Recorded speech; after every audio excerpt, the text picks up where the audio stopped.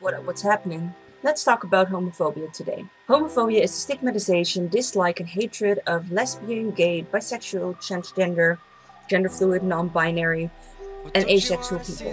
Homophobia is often experienced, it starts at an early age, at school, it could be done by anyone in their lives, family, friends, people in their daily lives, but even society in general. The media, work, legislative bodies have all kinds of stigmas and rules, and that means that not only do they get less than optimal chances to reach certain goals in their lives, but it could lead to discrimination, violence, prejudice, and stupid stereotypes.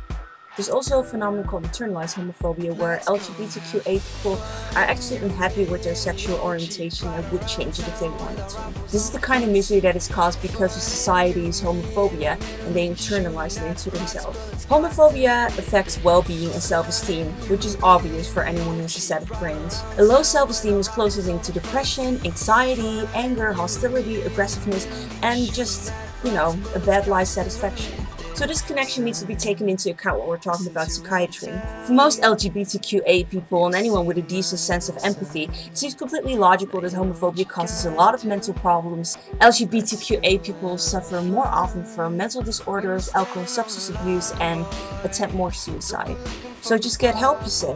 Well, as I mentioned before, homophobia is anywhere and everywhere, and well, some of you may have experienced it from health professionals. Health professionals underestimate the influence that one's domestic situation may have. They refuse to accept the same-sex partner as a next of kin, and sometimes they behave extremely unprofessionally based on your sexual orientation. They ask more about personal lives that they professionally should really know about. Sometimes information doesn't stay confidential, and there's still a lot of people working in healthcare who feel that being gay or genderqueer is pathological.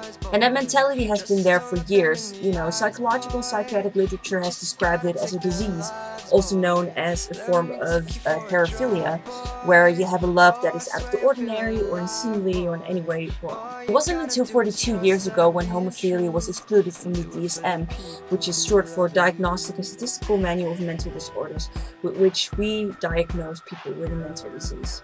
It kind of shows how dependent psychiatry and other forms of medicine are on cultural norms. I am proud to mention that my own country, the Netherlands, was the first country to fully acknowledge same-sex marriage as a legal binding contract in 2001.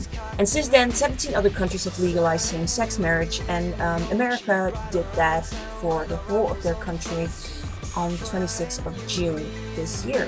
So that's still pretty recent. And we're all really happy about that, but still, 18 countries? Out of approximately 257 countries, that only makes 7%. Even if you try to stop that whole discussion about what makes a country, what makes a state, the whole border thing, if we trickle it down to approximately 200 countries, that's still only 9%. Less than 10% of this world acknowledges and protects same-sex relationships. So yeah, there's a reason why a gay guy in London might have a less hard time coming out of the closet compared to their transgender sister in Russia. Thankfully, LGBTQA people and their allies have been fighting for equal rights for many years and, have made a lot of progress. But even then, there's a lot of intersectionalism. We should have equal rights not only for all gay people together, but especially people of color, disabled people, bisexual people. There are a lot of small groups in our gay community that don't get a lot of attention, a lot of respect as they ought to be.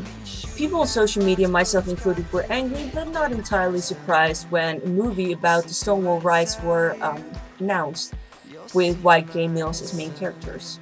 And honestly, Marsha P. Johnson, Sylvia Rivera, Brenda Howard, and many other figures during the Stonewall riots do not deserve that kind of disrespect. And honestly, they should not be difficult people to cast. There are people of different kinds of ethnicities.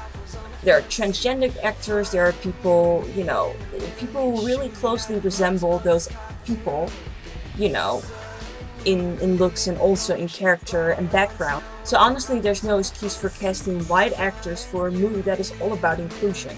Like I said before, self-esteem is a key feature in accepting yourself, coming to love yourself, and generally being happy in life. If we can't even acknowledge someone, let alone acknowledging their feelings, how can we ever expect everyone in this world to gain the happiness that they rightfully deserve? Since I'm not gay and I've grown up in a country which in general is very tolerant towards gay people, I've never really experienced a lot of homophobia firsthand, so I'm very curious about what your opinion is on this whole thing. So if you could leave it down in the comments, that'd be great, and give a thumbs up if you like this video.